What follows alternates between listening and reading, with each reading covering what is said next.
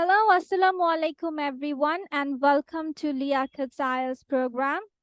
So today, as you can see, it's very big written in the screen that today we are going to start with the IELTS reading module. So here today we will first start with the format of reading module. আমরা প্রথমে যাব যে এখানে কিভাবে কি হয় question types plus test format timing নিয়ে আমরা কথা বলবো. So at first, let's look around the times or question types or whatever basic things.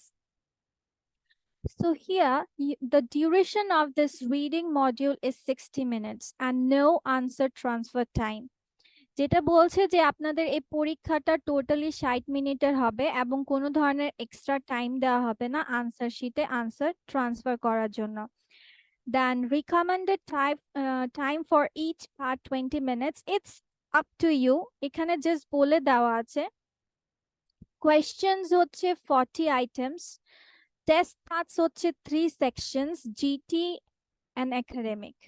মানে আপনার এখানে হচ্ছে টোটালি আপনার 40টা কোয়েশ্চেন হয়ে থাকে 60 মিনিটের এক্সাম 3টা প্যাসেজ আপনি এখন একাডেমিক বলেন জেনারেল ট্রেনিং বলেন এন্ড কোয়েশ্চেন টাইপস হচ্ছে আপনার 11টা ঘুরিয়ে পিছিয়ে এন্ড লেটস টক অ্যাবাউট যে নাও যে অনেকে ভাবেন যে আমরা জানি যে আইএলটিএস এর সাধারণত দুটো গ্রুপে ডিভাইড আছে একাডেমিক এন্ড জেনারেল সো অনেকে জানেন যে আপনার রিডিং এ হচ্ছে এই দুটো পার্থক্য করা হয় বাট দ্য থিং ইজ আমি যদি একদম জেনারেল টার্মসে যাই there is no actually আপনার হচ্ছে পার্থক্য একাডেমিক বা জেনারেল এরকম কোনো রিলেটেড পার্থক্য নেই কেন বলছি কারণ দুটোই হচ্ছে আপনার রিডিং নিয়ে আপনার আইএলটিএস রিডিংটা বেসিক্যালি ফোকাস করে আপনার রিডিং ক্যাপাবিলিটিটা কতটুকু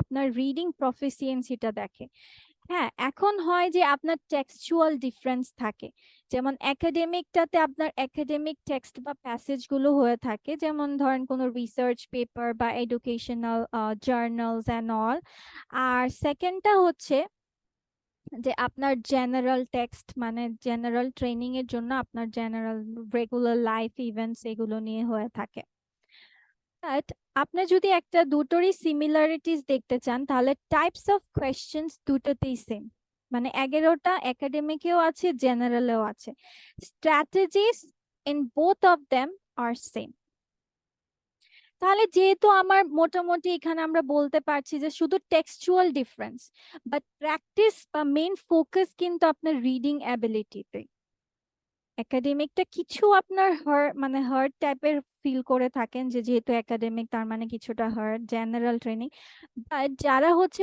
ভালো স্কোর করতে চান তাদের সব ধরনের পরীক্ষা বা প্যাসেজ গুলোতে অভ্যস্ত হওয়া দরকার কারণ হচ্ছে জেনারেল ট্রেনিং এখন যদি মনে করেন আমার প্রশ্ন টপিক তো অনেক সহজ আসবে তাই বলে এই কনফার্মেশন পাচ্ছেন না যে আপনার প্রশ্নগুলো আপনার খুব বেশি ইজি হচ্ছে আবার একাডেমিকরা যদি ভাবেন যে আমাদের কোয়েশ্চেন তো ডিফিকাল্ট বা প্যাসেজ গুলো তো রিলেটেড ওরকম বেশি হচ্ছে জেনারেল ট্রেনিং এর সাথে না বা টেক্সট গুলো এমন তো না যে খুব বেশি একটা জেনারেলের সাথে মিলছে but the thing is overall idea কিন্তু সেম জেনারেল ট্রেনিং এ আপনার যে সকল প্যাসেজ গুলো আছে ওগুলো কিন্তু আপনাদের রিডিং স্কিলকেই বাড়াবে স্ট্র্যাটেজি গুলোকে অ্যাপ্লাই করা শিখাবে টাইপস অফ কোয়েশ্চেন্স গুলোকে সলভ করাই শিখাচ্ছে সো বেসিক্যালি একাডেমিক আর জেনারেল এরকম কোনো কথা না বলে রিডিং ক্যাপাসিটিটা আপনাদেরকে বিল্ড আপ করা দরকার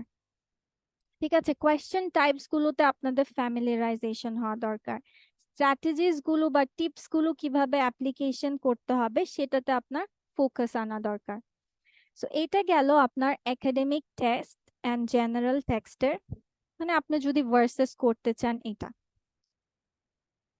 আবার হচ্ছে এখন জেনে গেলাম যে আমরা একাডেমিক আর general let's know about that IELTS reading exam summary এটা বলতে কি বোঝায় যেমন the academic reading module takes 60 minutes same there are 3 reading passages consisting of around 2000 words যদি আপনি পার্টিকুলার একাডেমিকটাতে ফোকাস করতে চান The text can be on a range of different topics. At least one of the text will contain a detailed logical argument. The text become more difficult to understand progressively.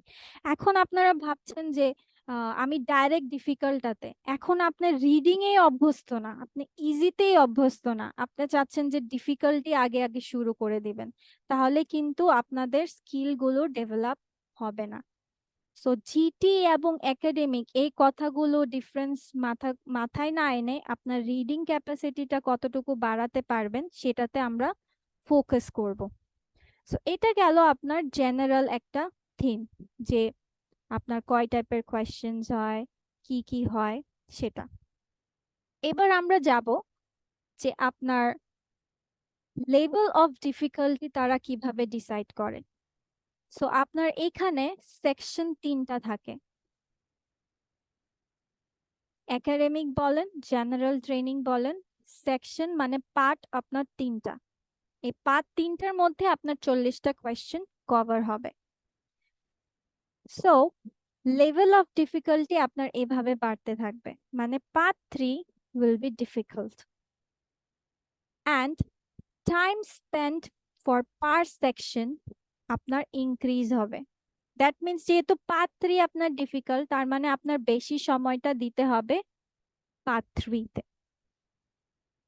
তার মানে আপনার কাজ কি, section 1-2 যেহেতু section 3 থেকে relatively easy হয়ে থাকবে, তাহলে আমরা কি করব, আমাদের টাইম আমরা যতটুকু পারি সেকশন 1 and 2 থেকে বাঁচানোর চেষ্টা করব, so that we can spend our time in section 3।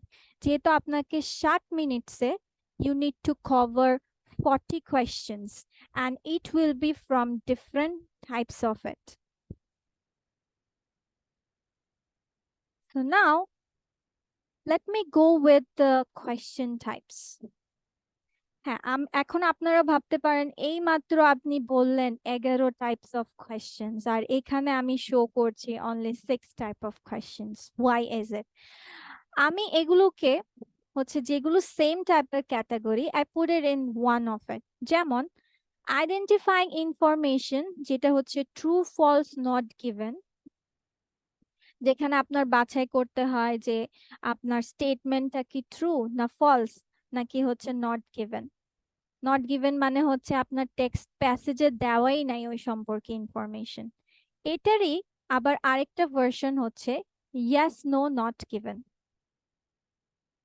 আবার এবার আমি থার্ডটাতে যাচ্ছি, which is sentence, summary, note, table, flowchart, diagram label, completion.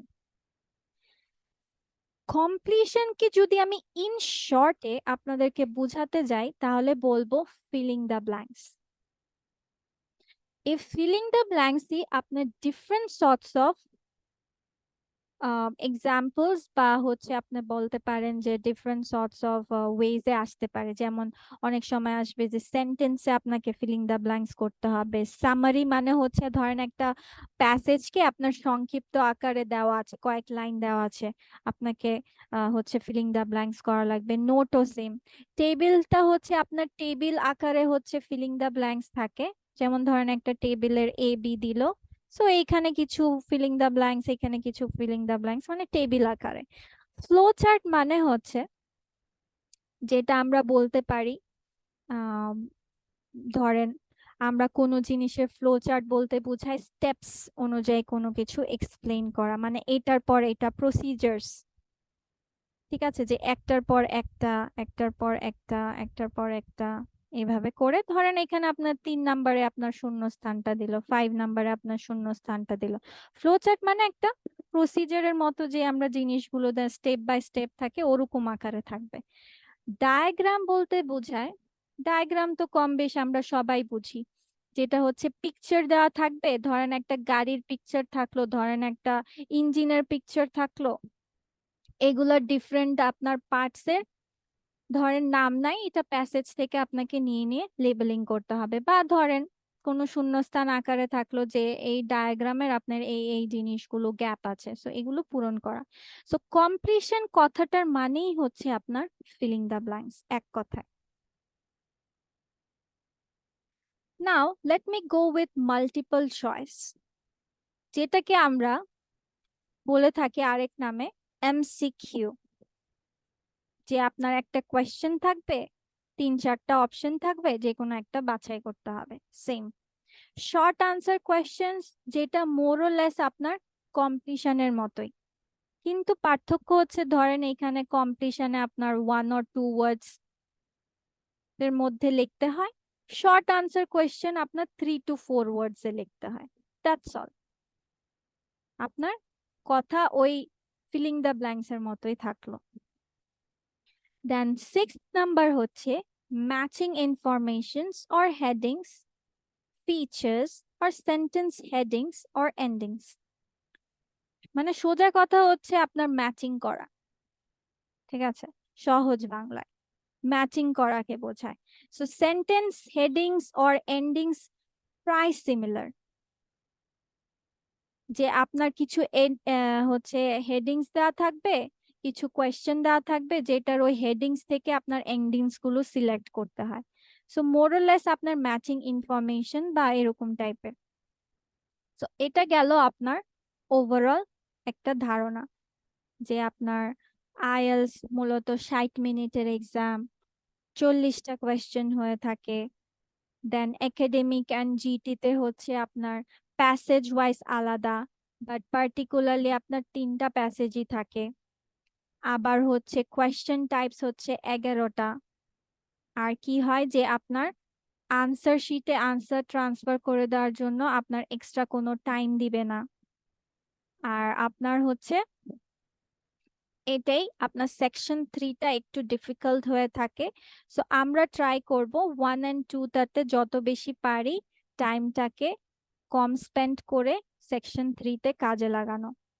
R question paper, answer sheet আপনাদেরকে একসাথেই প্রোভাইড করা হবে।